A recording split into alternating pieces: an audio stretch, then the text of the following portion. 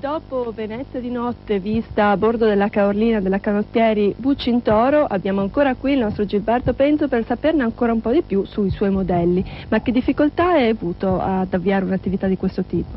Beh, a parte le difficoltà normali di tutti gli artigiani che vogliono intraprendere un'attività così originale a Venezia, difficoltà che poi per me sono un piacere perché questa è anche la mia vita, la mia passione, volevo soprattutto far uscire dall'equazione modello equivale soprammobile, equivale souvenir. All'Arsenale di Venezia, prima di costruire una nave che al valore di adesso costava miliardi, non facevano un progetto, facevano il modello della barca. Quindi i veri modelli, come questi che abbiamo visto, sono modelli, sono il vero progetto dell'imbarcazione e dovevano rispettare perfettamente quelle che erano le caratteristiche poi della barca vera. Quindi troviamo nel modello gli stessi dettagli, gli stessi legnami, ed era il sistema che usavano i progettisti di una volta per poter controllare esattamente quello che sarebbe stato il prodotto finito. Qui sul tavolo vedo 2 vele, un libro, un altro segreto. Di che cosa si tratta? Queste sono le vele di questi modelli. Stavo confrontandole con questo manoscritto di Angelo Marella, che era uno degli studiosi che si sono occupati della vita dei pescatori, che ha in un piccolo album colorato ritratto tutte le vele dei pescatori chioggioti, un libro che abbiamo edito assieme a un amico comune, Luigi Divari,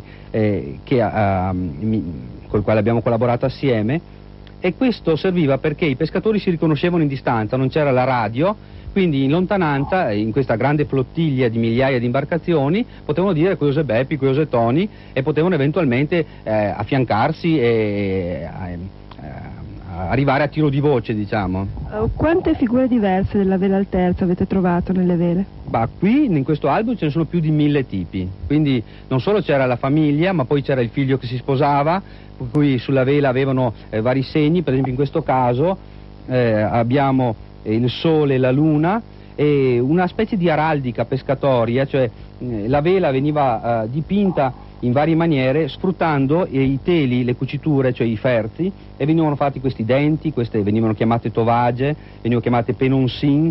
Ogni parte della vela aveva una propria nomenclatura.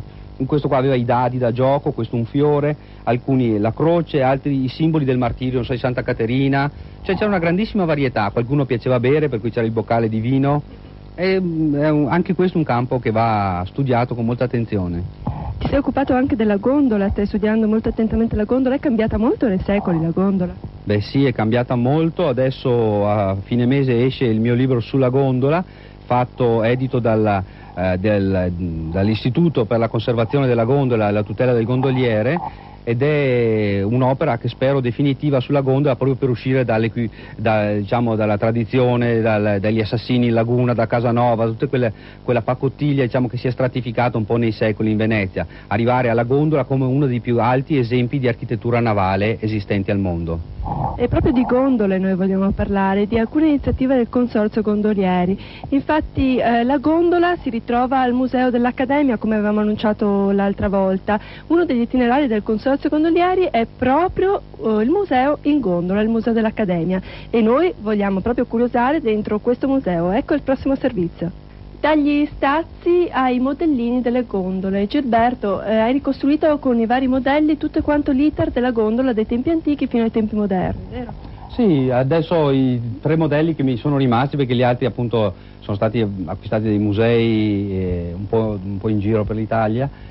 Abbiamo questa è la gondola seicentesca, la gondola settecentesca che poi ho progettato e fatto realizzare anche nello Squero Proto, che è stato fatto anche il modello navigante, è stato frutto di un lungo studio attraverso tutti i documenti d'epoca, e qui sotto il modello della gondola attuale realizzato con 8 tipi di legno come la gondola vera, come avrete visto nei cantieri originali. Come ha detto Nedis Tramontin. Infatti noi facciamo esattamente il modello esattamente in scala ridotta, cioè utilizzando tutti quanti i legni, vedete qua appunto ciliegio, rovere, abete, larice, eccetera eccetera. Il nostro cerchiamo anche che veramente sia tutto rispondente come l'imbarcazione vera. E qui invece leggo un trabacolo del 1882. Che cos'è esattamente? Questa è l'unica, diciamo, nave, nel senso che ha la chiglia e non è a fondo piatto come tutte le barche veneziane. Questa qua era la grande nave che fino a pochi anni fa, qualcuno è ancora rimasto navigante, faceva il traffico nel Mediterraneo e nell'Alto Adriatico, portava la pietra d'Istria a Venezia per costruire i palazzi, portava il rovere, il legno utilizzato come combustibile a Murano per le fornaci del vetro, quindi portavano tonnellate di legno e in pratica era il cargo tuttofare del mare Adriatico. Quindi una barca essenziale, come era essenziale questa barca qui che abbiamo più avanti. E abbiamo avuto ospite a Remi in Forcola l'ultimo Peater. Questa è una peata, anzi lo salutiamo, il Cele, lo ricordiamo. E questa peata esattamente è ricostruita da quale peata? Questa è dall'ultima peata che abbiamo potuto anche salvare, una barca, una delle più grandi, di 15 metri e mezzo di lunghezza, e questa è giustamente, era un'imbarcazione da carico invece per i canali interni veneziani, cioè il legname veniva trasferito dai trabacoli in dentro questa grande peata e appoggiato il carico, le botti venivano fatte rotolare per esempio sopra questi lunghi correnti, oppure veniva interamente riempita di legno, di carbone, e con questa barca poi si andava all'interno dei magazzini, dei depositi di legname, e questo poteva servire per potersi muovere all'interno dei canali veneziani. Ricordiamolo, fino a che anni? Perché mica fino a tanto tempo fa. No, le cose di cui stiamo parlando, che sembrano cose preistoriche, cioè muoversi a remi, muoversi a vela, sono arrivate fino a 30-40 anni fa, anche meno in certi casi. Sembra proprio un'epoca lontanissima, in realtà i nostri nonni, i nostri padri le hanno usate queste imbarcazioni. A volte succedevano delle catastrofi, c'erano purtroppo il mare, si sa, è traditore, e c'erano delle tempeste e molti morivano.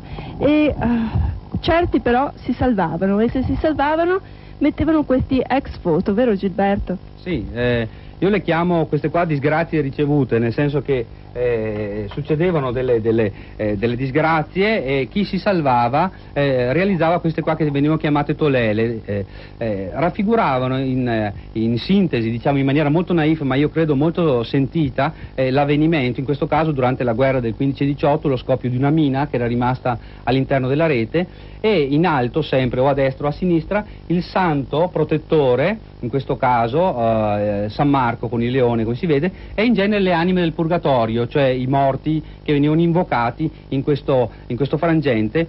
Se succedeva che si salvavano, incaricavano un pittore, un artista diciamo locale, di raffigurare questa scena. E questo l'avete rifatto voi con i colori? Sì, cerchiamo di imitare il legno vecchio, utilizzando vecchie tavole trovate appunto da demolizioni di imbarcazioni, e una speciale tipo di pittura, speciale adesso naturalmente, una volta era comune, fatta con polveri colorate mescolate con colla, per ottenere questo aspetto diciamo rustico, ruvido, no? del dipinto. Finiamo con questo dipinto che non è un ex foto ma è? E questa è una tavola che rappresentava, ogni corporazione veneziana aveva la propria insegna. Questa in particolare è l'insegna dei marangoni da nave, cioè chi costruiva veramente le navi dell'arsenale. Sono i miei maestri, io la tengo sempre vicino al mio cuore, al mio posto di lavoro, perché in questa grandissima fabbrica veneziana sono usciti per secoli le imbarcazioni più belle del nostro mar Mediterraneo, e si vedono tutti quanti i personaggi che stanno al lavoro, il proto che sta indicando come fare, anche qua i santi protettori dell'arte e i simboli e gli stemmi dei provveditori all'arsenale che comandavano ed erano i capi di queste corporazioni. E qui siamo arrivati alla fine del nostro programma. Io, caro Gilberto, ti saluto anche tutti i nostri telespettatori. Il prossimo Remi in Forcola sarà il 28 di giugno, sempre alle 20:30, e vi lascio con una copertina finale, la regata che c'è stata delle Repubbliche Marinare l'altra settimana, il corteo e la regata. Da Francesca Scarpa è tutto, alla prossima.